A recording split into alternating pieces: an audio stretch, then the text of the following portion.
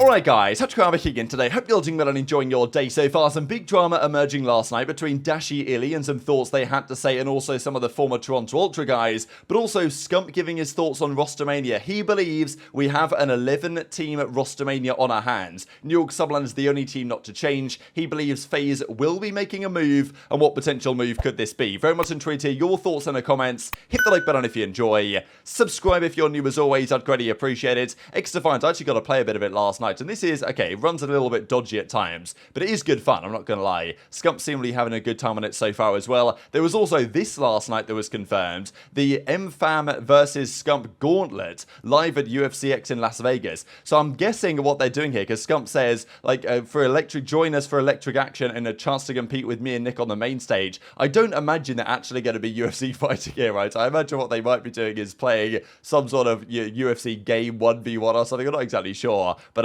this is pretty cool and interesting, and it's coming up in just a few weeks' time. Will be entertaining. Just a note as well, because we saw earlier today some of the rumours that came around from JoeDeceives and Snoopy potentially staying on Boston. I think that'd be a good get for Boston if they can keep him around, and he does actually change his profile picture here to him and Doug from a while ago now, and as Doug says, this is only the beginning. So kind of implies that Snoopy probably is going to stay around the Boston situation. We know that some of the bridges with Vivid, Nero have potentially been burned over there, so I think there's a good chance that if Snoopy could stay around, that would be a good result for them actually building their squad for next year, because I thought that he might get poached somewhere else actually. Speaking of one of the maybe more underrated players as well of the season, wanted to mention that JoeDeceives tied for the most S&D aces at 6, so it's not the most interesting stat in the world, but if you look at the top guys, Hydra had 6 aces, aBeZy had 6 aces, Kismet had 6 aces, which is very impressive for the subliners, but also the other player was JoeDeceives. So definitely of the Los Angeles Guerrillas, the player that I would probably try and keep around most actually. I know that Arcitys is signed to a deal, and LA Guerrillas may or may not exist as an organisation. The present rumour seems to be that LAG will still exist for at least one more year before they find an appropriate buyer. They'll just field whatever they can for the minimum effectively next season, and we'll see how they get on. But one of the big dramas of last night actually, and this season as a whole, has been the sound equalisation. We saw at the World Championship, right, where Boston got their revenge on the Minnesota Rokkr, talking about the sound EQ and all this, because there was all the drama that went down this season. Some teams, especially Boston, very good online, maybe sound EQ merchants, maybe not. A setting in the game you can turn on, and well, it's meant to be disabled in CDL official matches, but for some reason they don't take it super serious online, and you can kind of get away with it, as has been happening, and as Dashy has said plenty of times this year,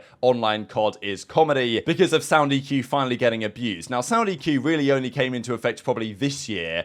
Okay, it was a thing for a while, but last year in Vanguard there actually was dead silence, so it kind of made it less valuable, and it wasn't really a massive talking point. However, how long have teams known about this? The rumour that was going around a while ago now, this is back in April, from Ghosty and Dashy, they made this point, that some teams knew about sound equalisation back in Cold War. That was before anyone else knew about it, it seems, and apparently Dashy says he found out about it at the World Championship in Cold War. When he found out that other teams were using it, he heard about it, he tried it, but it threw him off a little bit, so he didn't use it, and then in Vanguard it wasn't particularly useful because dead silence was actually a perk. But the belief was that some team had found it and was therefore using it to gain a competitive advantage during that season without anybody else knowing about it. And that was the accusation at the time, and it was heavily implied that it was Toronto Ultra that found out about it at the time, and I even had some discussions about this at the Major, recently at Major 5, and that was also the discussion there, that apparently Toronto found out about it back in Cold War, and they were using it for an advantage that nobody else had. We made a video about this a couple of months ago now with a beautiful thumbnail like this, where Dashy hadn't said it was Toronto explicitly, but he had said that, oh yeah, no wonder their S&D was so good, and if there was one team that had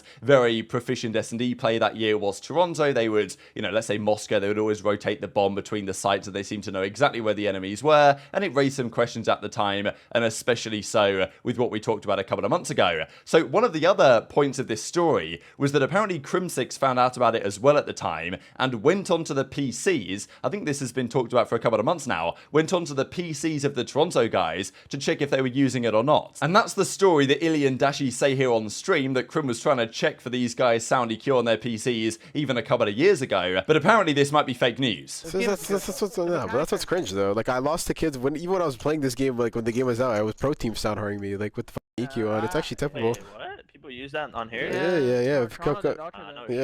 They got dirty as fuck.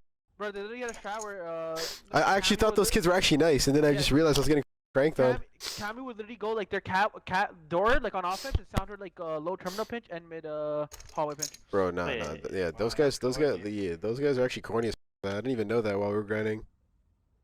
Wait, are you sure, bro? Like, actually, no, they would not. Yeah, the reason I know is because I found out about our Cold War champs. At a LAN, Porter literally went on their PCs when they were at the. Porter went to go scope. Wait, bro. So I think this has been said a couple of times now that Crimsix, thought there was something dodgy going on. He was going into their PCs to check for it. And as Bance says, that is some hot fugazi. So he reckons that didn't happen at all. And then Cammy replies to say, we're just lying nowadays. I didn't know about sound EQ until everybody else did. When Crim came and checked my PC, he was asking for my DS4 settings. So this is really interesting actually from Cammy. We know that he was incredibly good at Cold War. And I don't think that was due to the sound EQ because it was on LAN as well. This guy was ridiculous. He was just really, really good at that game. And that team was great at that game when they brought Insight in, really turned their season around. And Cammy, since then, hasn't quite been the same, you could argue, but was still phenomenal at that title and was good at Modern Warfare 19 in fairness, briefly before that. But he reckons this is straight up lying by Dashy and iLLeY. Now, this has been a talking point for a good few months at this point, and this is certainly not the first time that Dashy, I think, has mentioned this story, or at least somebody has mentioned this story about Crim checking for it, and it seems to be a kind of general community belief that Toronto, or certainly another team, were the first to figure it out back in Cold War and were using it for their advantage. Cammy reckons, though, that he did not know about this before everybody else did, and this is just straight up lying. So who's right on this one, right? Because it seems like Dashy and iLLeY, I don't think they would have said this unless they thought that there was some validity behind it. And Crim actually replies and says, yeah, can confirm what Cammy says, that when Crim came and checked my PC, he was just asking for my DS4 settings. And Crim says yes, which is, so apparently there was a misinterpretation there of exactly why Crimsix was checking the PC. Now, does Crimsix confirm this part where Cammy says I didn't know about it until everybody else did?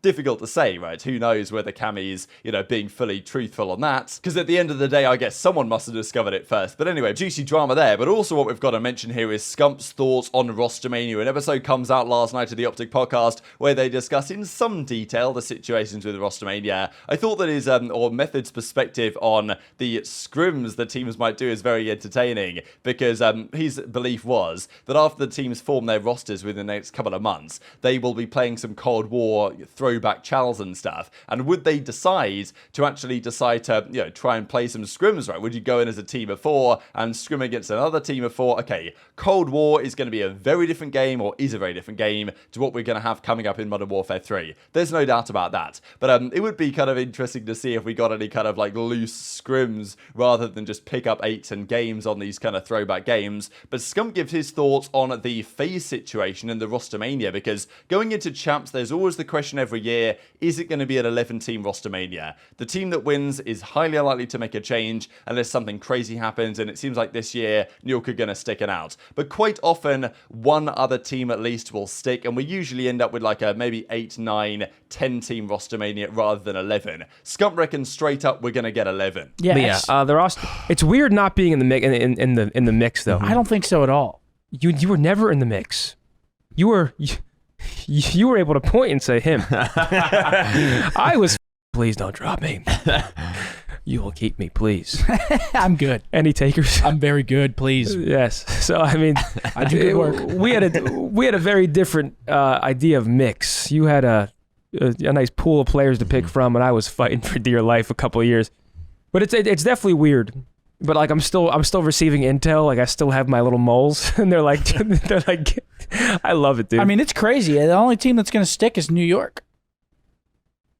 Yeah. I think the only team that's not making changes is New York right now.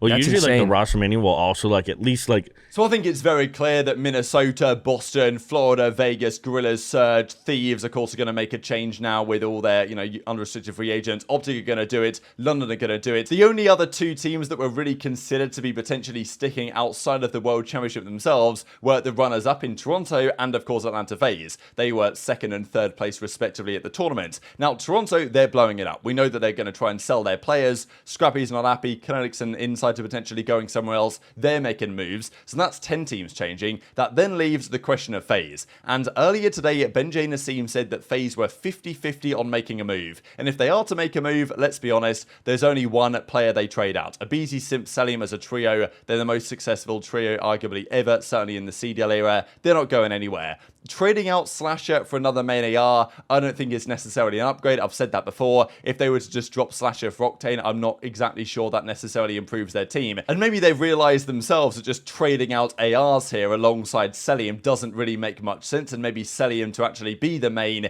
is the way to go, and potentially change around the roles. And I think that is, if they're considering something, that's what they might need to do, because fundamentally, FaZe have won one event in the last 2 seasons. That's nowhere near good enough for them, and yes, they got it with SlasheR, and they had some good results this year, and yes, they didn't make so many grand finals as they did previously, but this year the competition, in my opinion, was just straight up better, so I think they actually did a pretty solid job. But they're still not where they want to be, they're still not where their ceiling is, and Simp, honestly, has been somewhat underwhelming the last couple of years, especially this season, to be honest, ever since, you know, non-Treyarch games Simp is not quite the same as Treyarch game Simp, and we're not quite getting into a Treyarch game quite yet. So SlasheR is, according to Scump, going to be gone. That seems to be the implication, right? They're going to make a move. Now, who are they going to bring in instead? I've mentioned Octane as a possibility. I'm not sure I buy that personally. I think they're going to be looking at either, potentially Drazah is an option, right? Put Cell to the main, Drazah as the flex, but is that going to work with aBeZy? Not so sure. Scrappy is another key candidate. If Toronto are looking at offers, FaZe have one of the biggest, you know, budgets in the league. They could get a move like that done potentially, and that would be a scary move for the league. Cell on the main, Scrap on the flex, aBeZy and Simp as the subs. That is absolutely terrifying, and that's the only thing with FaZe that's been an issue for them from my perspective, is they can't always seem to get the impact they need from Simp, and Cellium at times feels like there's been some concerns over the last couple of years as to how Cellium fits in role-wise with their ARs. Like, Cellium plays like a main, but yet he usually has another main alongside him, which I think always makes that dynamic slightly weird. I would prefer Cellium to just straight up be the main and have a flex in there, like a Scrap, like a Drazah, or even potentially bring Pred in and put Simp to the flex. So I think that FaZe are now leaning, especially according to Scump, more so towards making a move than they are sticking with this roster. And I can understand it. You're looking at other teams upgrading. FaZe are looking at the team thinking, well, there are still some concerns about the way this is structured, and they've got the budget potentially to go after one of those big targets. What does it mean for SlasheR? Theoretically, where would he go? I doubt he's going to go back to Thieves. He's not going to go to OpTic. Subliners isn't an option, and he's going to want more money than the minimum. So he's going to want to look for one of the teams, maybe Surge or something, if they move on from accuracy, or maybe even Minnesota Rokkr if